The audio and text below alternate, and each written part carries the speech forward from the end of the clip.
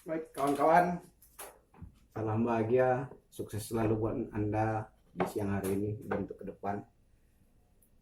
Hari ini kita cerita apa nih?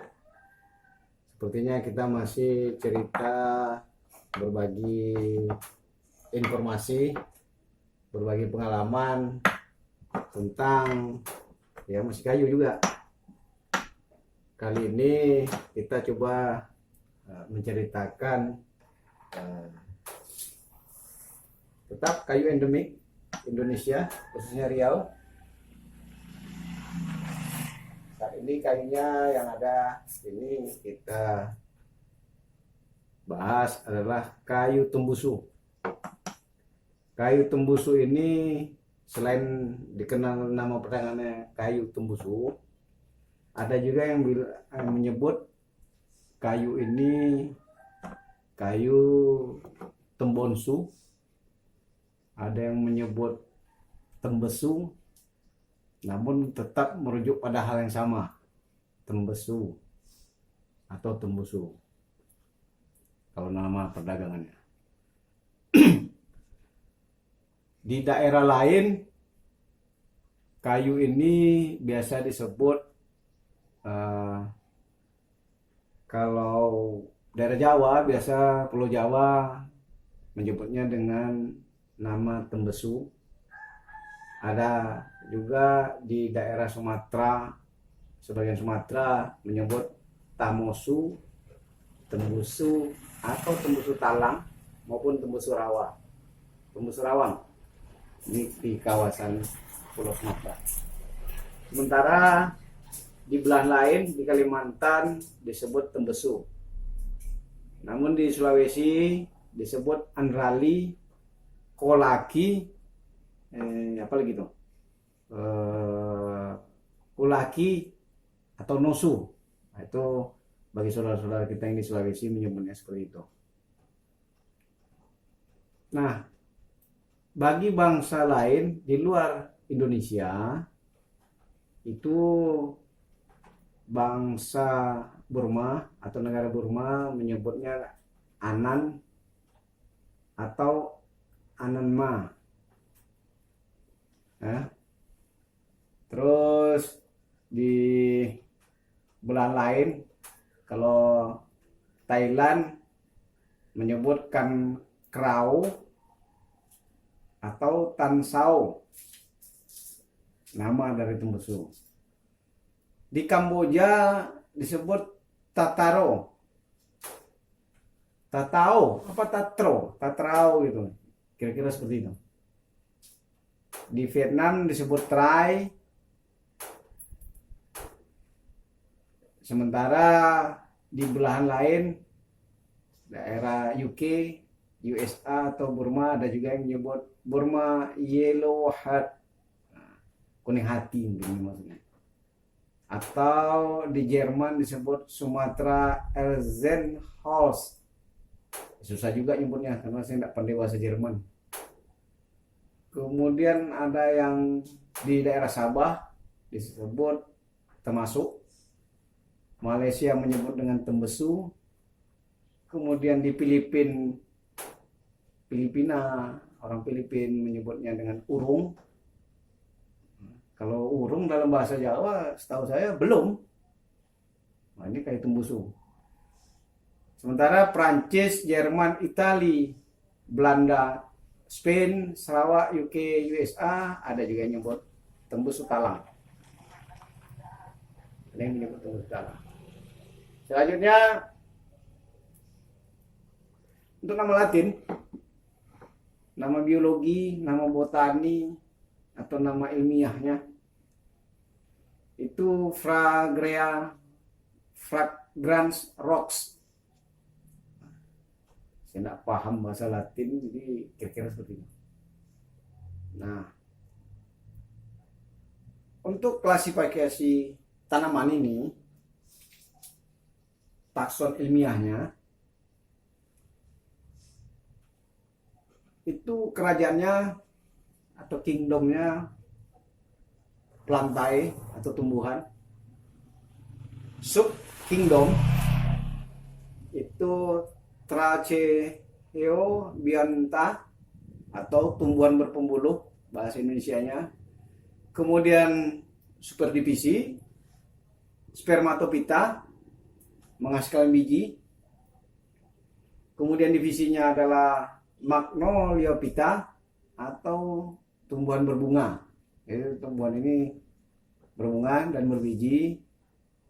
Buahnya itu berwarna merah tembusu. Daunnya agak tebal dan bergetah. Kelas Magnoliopsida atau berkeping dua dikotil. Subkelasnya Asteridae. Kemudian ordo bangsa Gentianales. Famili atau suku pohon tembusu Loganiaceae. Kemudian kalau dari genus atau marga Fragrea. Nah, jadi jenis atau spesiesnya Fragrea fragrans rox B. Nah, enggak paham saya macam ini. Kerabat dekat belum saya jumpai dalam referensi ataupun literatur yang saya miliki.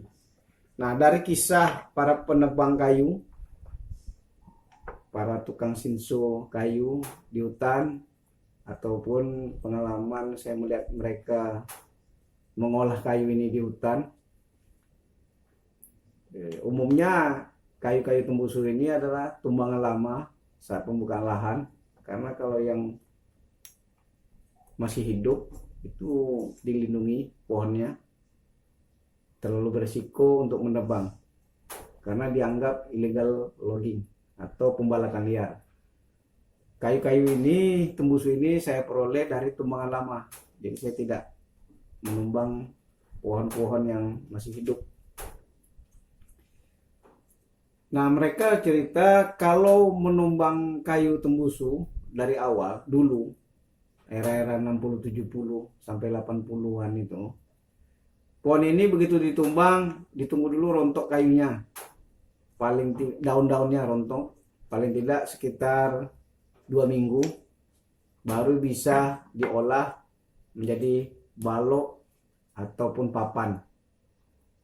Karena pada kulit tanaman tembusu ini mengandung miang. Saya tidak tahu istilah lainnya, miang. Miang itu menyebabkan kita gatal seperti apa yang ada di melekat di pohon bambu. Sehingga kalau mereka sudah mengolah kayu ini, walaupun sudah rontok, sudah layak untuk diolah, mereka tidak akan berani menggunakan pakaiannya lagi. Keesokan hari harus dicuci. Karena bermiang itu menyebabkan gatal dan bisa iritasi, luka pada kulit. Pada saat sudah kering seperti ini pun kalau kita olah, memang harus hati-hati. Serbuknya juga menyebabkan pada kulit gatal dan menyebabkan iritasi. Itu pengalaman dari para penebang pohon kayu tembusu dulunya. Mereka menceritakan bagaimana pengalaman mereka, dan saya dapat melihat secara langsung saat mereka mengolah. Nah, dalam beberapa literatur referensi, kayu tembusu ini sudah masuk kategori yang dilindungi. Kalau tidak salah, di dalam Appendix 2 CITES atau Konvensi Internasional untuk Perlindungan Tanaman. Saya tidak tahu juga singkatan CITES itu apa, tapi kira-kira ya Konvensi Internasional apa gitu. Masuk dalam kategori Appendix 2. Begitu catatannya. Jadi kategori kelangkaan kayunya atau pohonnya itu sudah masuk kategori scarce, ya, kelangkaan. Scarce itu kalau tulisannya, kalau nggak salah saya, Scarce. Jadi kalau orang nyebutnya scarce, katanya seperti itu. Nah, itu kalau status kategori kelangkaannya. Sehingga statusnya pada saat ini sudah dikatakan genting ya, atau endanger. Endanger itu kalau dalam bahasa Indonesianya mungkin kira-kira terancam punah lah.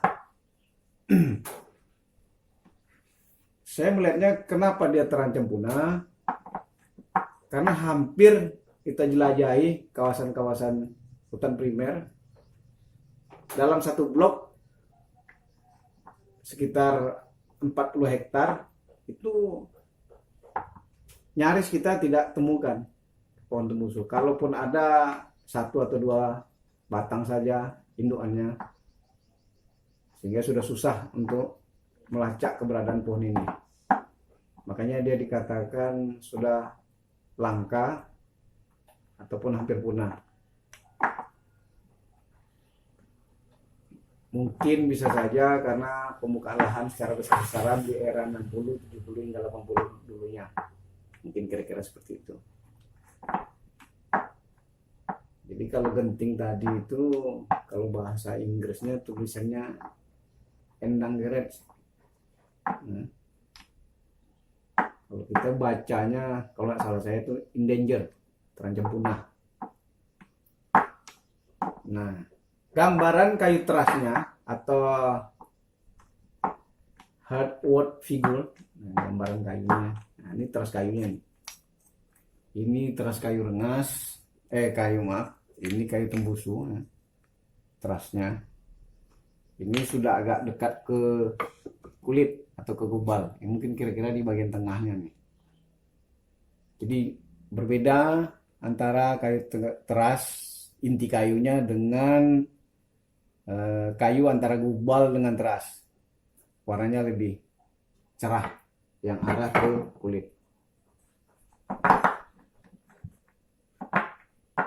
Untuk lukisan arsitektur pohonnya, tembusu ini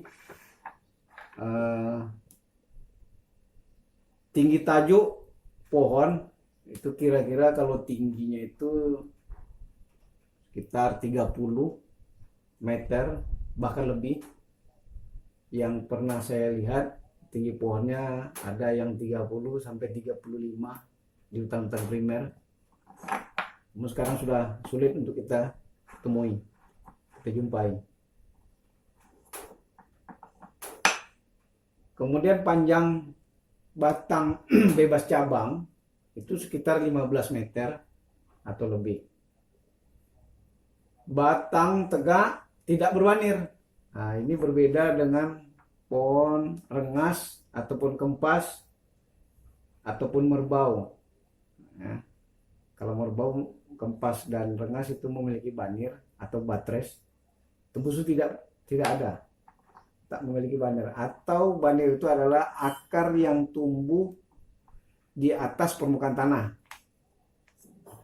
Akarnya membentuk seperti papan, itu banir. Kemudian kulit luar berwarna coklat sampai hitam, beralur dangkal dan sedikit mengelupas. Kira-kira mirip dengan pohon alpukat atau pohon pokat. Kulitnya seperti itulah kira-kira. Kalau kita banding-bandingkan lah bentuk kulitnya, kira-kira seperti itu. Kemudian warna kayu, untuk kayu teras berwarna kuning coklat emas muda. Nah, ini dia. Ini teras kayunya. Berwarna kuning coklat emas muda. Nah. Kemudian coklat jingga. Jadi arah-arah ke jingga juga warna teras kayunya seperti ini nih. Nah, kemudian kayu gubal dengan teras agak sulit dibedakan. Namun dari sisi warnanya saja, nah ini sudah hampir ke gubal. Warnanya lebih agak terang. Seperti warna apa ini? Kira-kira krem lah.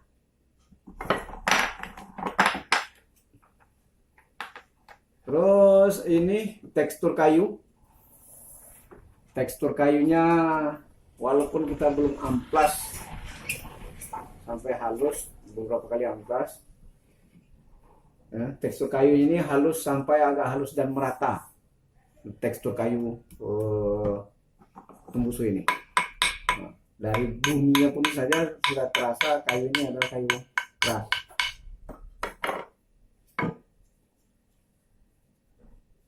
Arah serat kayunya lurus atau berpadu. Ini kira-kira seperti ini. Lurus berpadu nih. Serat kayunya. Kemudian kesan raba kayu. Permukaan kayunya agak kesat. Sama dengan kayu kempas.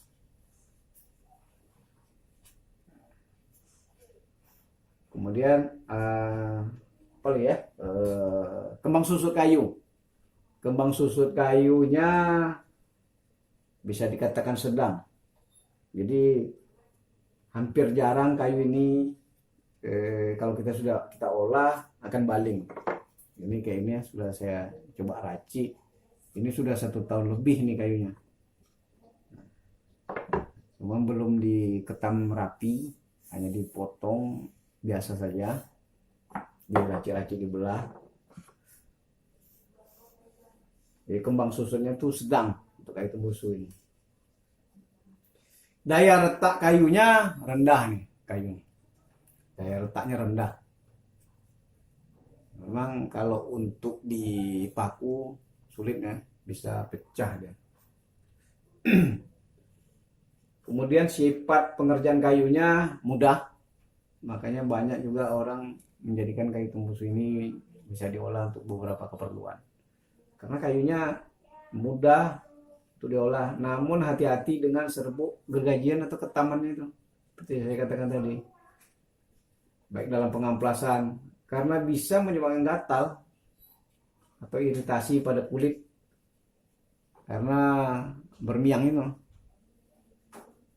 Apa nama lain bahasanya kalau miang. Nah, kalau pengeringan kayu pada tembusu, mengeringnya sangat lambat. Jadi kalau kita olah kayunya, kita angin-anginkan, jemur tapi tidak terlalu kena sinar matahari. Di tempat yang nggak terlindung, itu butuh waktu. Kalau pengalaman saya menjemurnya, atau mengangin-anginkannya, paling cepat untuk bisa kita olah itu 8 bulan. Ini 8 bulan masa pengeringannya. Agar kembang susutnya, balingnya, kayu bisa kita akali lah. Dan mesti disusun ataupun ditumpuk dengan baik dan tertata rapi. Nah, itu sifat kayu tembusu kalau dalam masa pengeringan. Ada yang mengeringkan dengan oven, dengan teknologi ya. Ada yang menggunakan secara tradisional saja. Seperti saya cukup diangin-anginkan saja kayunya. Nah, saat ini kalau kita lihat kayu-kayu tembusu olahan sekarang, tumbangan lama, itu lebar kayunya. Kalau lebar dia dijadikan papan yang pernah saya lihat, maksimal hanya bisa di kisaran 35 cm olahan kayu itu. Atau kalau dari gubal ke gubal hingga kulit itu palingnya sekitar 40 cm. Karena sudah sulit untuk mendapatkan yang di atas 50 cm lebar. Kalau panjangnya macam-macam. Namun untuk pengolahan kayu ini umumnya diolah kayunya tidak panjang, hanya kisaran sekitar 2 sampai 2,5 meter. Karena pemanfaatannya umumnya dijadikan panel pintu dan jendela, sehingga dipotongnya tidak terlalu panjang. Dan kalau kata tukang olah, tukang gesek, tukang sinsonya, tukang meracik kayunya, itu kalau kayu tembusu dibuat panjang potongannya lebih dari 3 atau lebih dari 4 meter, itu mudah patah. Nah, ini sifat kelemahan kayu tembusu. Dia tidak bisa menjadi bebat, tapi dia membebani bisa, seperti pintu gitu kan. Kalau dibuat pintu itu engselnya bisa sampai 4 gitu. Kalau ketebalan pintu sekitar 3,8 sampai 4,5 cm tebal pintunya. Dengan tinggi rata-rata pintu kan ada yang pintu 2 meter atau 2,5 meter. Biasanya kalau pintu 2 meter itu ukuran lebar 80 sampai 90. Ada yang bikin 90 ya 2 daun, 45 atau 50 hingga semeter 2 daun pintunya. Ya, kemudian kelas awet kayunya pada tembusu itu kelas awetnya berada di poin 1. Tembusu ini kayak kalau di Jambi, Sumatera Selatan dulu katanya dalam sejarahnya ini kayu para raja. Jadi untuk rumah-rumah kaum para bangsawan, rumah-rumah panggung. Zaman dulu, kira-kira ceritanya seperti itu. Jadi kelas awetnya kelas 1 yang kalau kita lihat selalu berhubungan dengan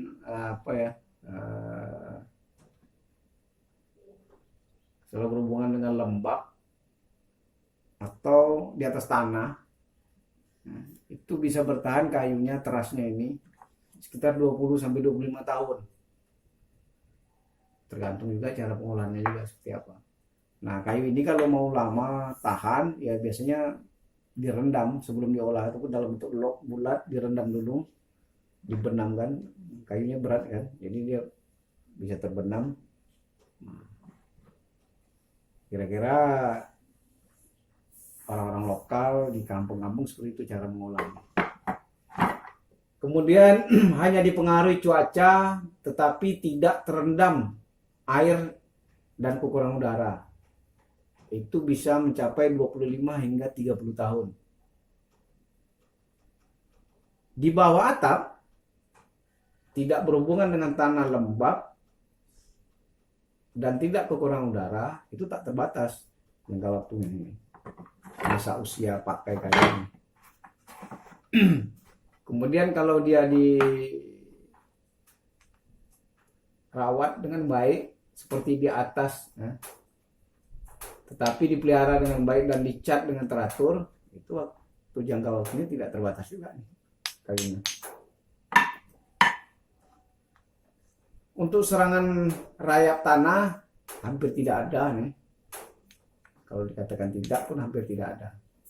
Karena ini sudah beberapa kali saya letak di atas lantai pondok, di atas semen, di atas tanah. Mudah-mudahan tidak ada serangan rayap tanah. Kemudian serangan bubuk kayu kering itu hampir juga tidak ada pada terasnya. Namun kalau pada bagian gubal mungkin juga nih agak ini kan serangan bubuk pada kayu gubal kan. Tuh. Kemudian kelas kuat kayunya berada di kelas 2. Kelas 2. Dengan berat jenis kelompok kayu ini 0,60 sampai dengan 0,90. Itu berat jenis kelompok kayu ini. Sementara berat jenis kayu itu maksimum 0,93, minimumnya 0,72. Rata-rata berat jenis kayunya sekitar di angka kisaran 0,81. Begitu kira-kira kalau kita lihat dalam beberapa catatan referensi literatur yang sudah diriset oleh para pakar atau orang-orang yang mengerti dengan kayu. Kalau kita ini kan tinggal ya membaca saja literatur yang ada. Ini dia kayunya, daya retaknya rendah. Ini karena sudah terimpit-impit dan jatuh. Kemudian ketangguhan lengkung mutlak, satuannya kilogram per sentimeter persegi atau sentimeter pangkat 2, itu berada di angka 725 hingga 1100 ketangguhan lengkung mutlaknya.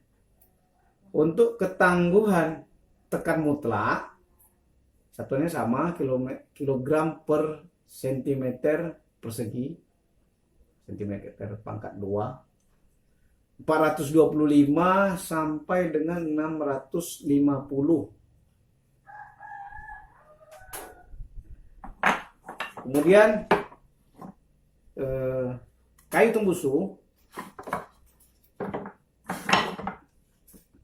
ini rencana saya mau jadikan bingkai figura foto, namun belum nih jadi juga. Sudah kita buat kira-kira seperti ini, ada 4 batang. Nah, kegunaan kayu tembusu ini dari dulu hingga sampai saat ini banyak digunakan bagi kami masyarakat lokal di Riau, mungkin bisa juga di daerah lain, mungkin sama. Itu untuk bangunan ataupun konstruksi, untuk bahan-bahan konstruksi bangunan. Ada yang menjadikan tiang rumah, atau bagian-bagian rangka atau kaso pada rangka atap rumah. Nah, kalau sekarang ya mungkin agak sulit karena di samping harganya mahal dan susah untuk dijumpai kayu ini. Kemudian dimanfaatkan juga untuk lantai atau parket mozaik ini, kira-kira seperti itu. Lantai rumah, karena kayunya kalau sudah diolah, licin dan tahan untuk berada di atas lantai rumah. Kemudian untuk perkapalan juga digunakan ini, apalagi kalau kapal-kapal kayu, pompong. Nah, sebagian orang Riau menyebut, ada yang kompang menyebut kapal kayu itu ada pompong, ada bocai. Kalau pompong sama bocai itu biasanya menggunakan mesin diesel.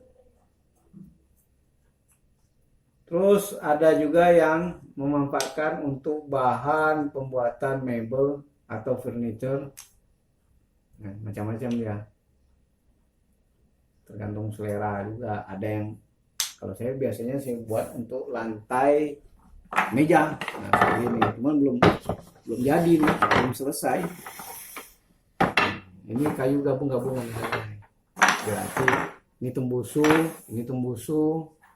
Nah, ini nampak bedanya. Ini tembusu, ini teras tembusunya. Nah, seratnya yang berpadu. Jadi ada yang membuatnya untuk lantai meja. Namun kalau untuk kaki meja dia tidak begitu kuat karena pematah, istilah kampungnya.